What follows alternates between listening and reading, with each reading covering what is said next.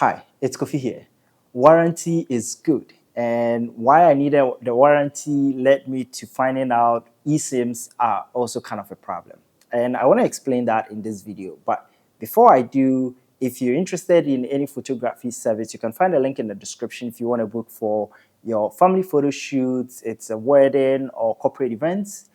Make sure to reach out to us. Check the link in the description. So my phone, which is the S22 Ultra Samsung phone, recently the screen broke. It fell face flat. It kind of damaged entirely.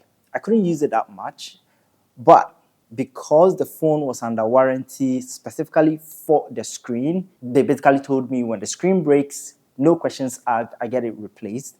I went in and got the screen replaced as well.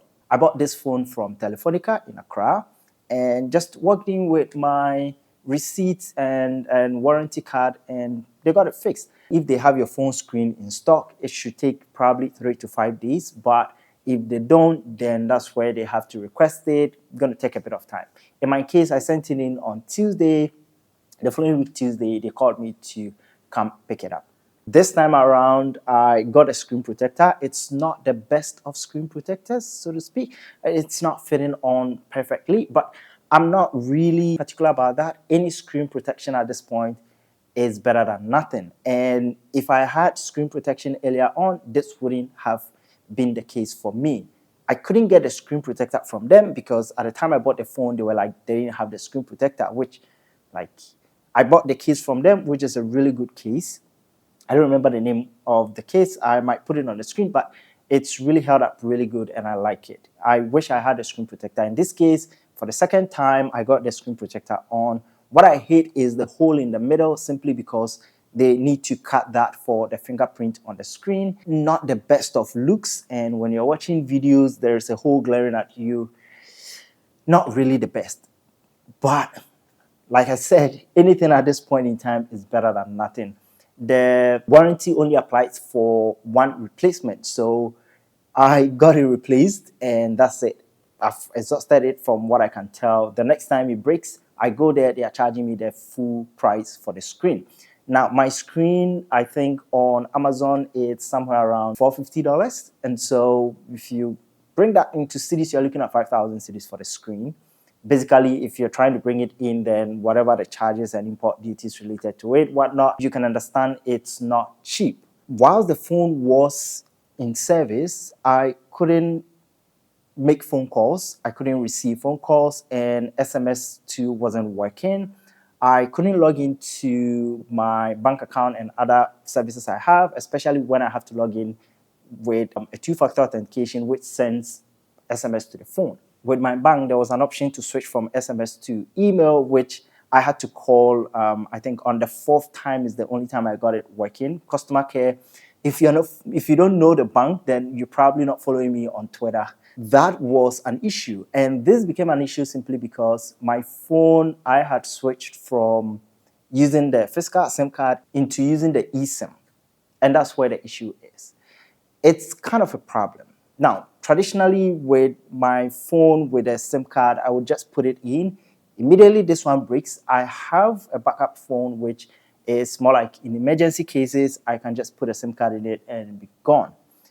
In this case, I couldn't. Transferring an eSIM from one phone to the other is currently not the smoothest of process. So the last I checked, you have to involve the network in trying to do the transfer. So even if I had another eSIM supported phone and I wanted to move the eSIMs between the phones, some way, somehow, I'm going to involve the network. But if I had the SIM card, I could just swap it from this to that.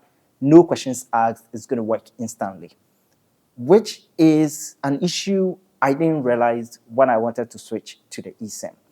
Now, of course, I should have done my research and tried to understand this, but it never occurred to me that my phone can spoil, and two, when it spoils, what is going to happen to it in terms of trying to access my contact and make phone calls or whatnot. In this case, that was a challenge, and for websites that I had to log in with SMS, I couldn't receive the SMS.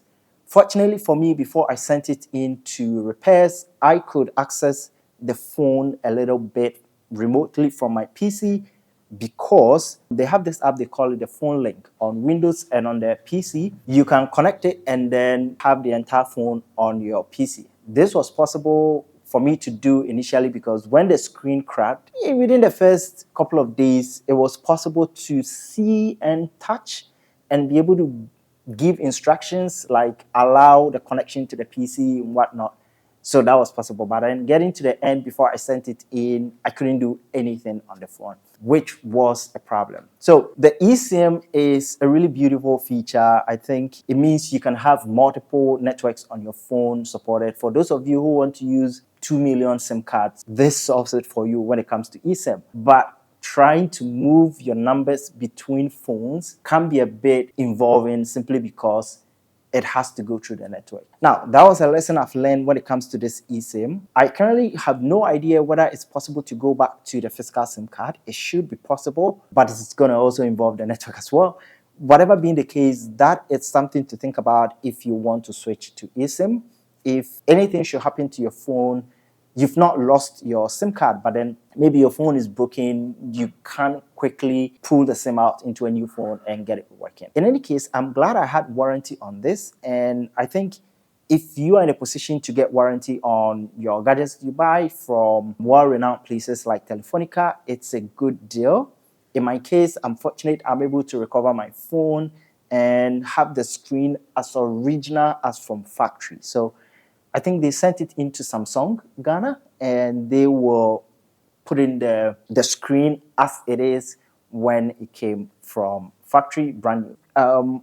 Everything is working as it should. Nothing was tampered with when it comes to the hardware as much as I can check. Why would I think they would take something? I don't know. I don't know. I'm just being a Ghanaian. Forgive me. But everything came intact and everything is working fine. The only issue is the screen protector is not looking the best. It's got some dark bars along the edges, which kind of blocks a bit of the screen. These are all little details that do not matter in the grand scheme of things, and I don't really care about that. But the phone is expensive relatively, but then these are some of the perks you get when you buy from well-established businesses, plus you get warranty when it comes to some of these issues. So if you're looking to switch to eSIM, this is one of the things to keep in mind when it comes to, in case your phone gets damaged, you might get yourself in trouble.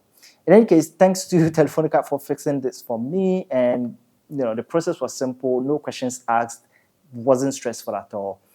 Regarding the price it takes to get it fixed, so my warranty covered the screen replacement. They get to fix it for you, but you had to pay service fee. Now, this service fee varies. Even the first time I went in, the price that was given to me was different from the next time when I went in.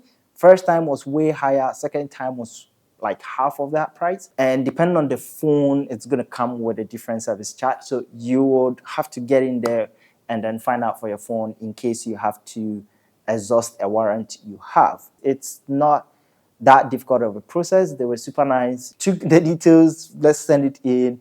At the end of the day, it's not their problem, it's the problem for Samsung. So that was a pretty smooth process for me. That's it for me. Thanks for joining me in this one. Hope to talk to you in the next. Bye.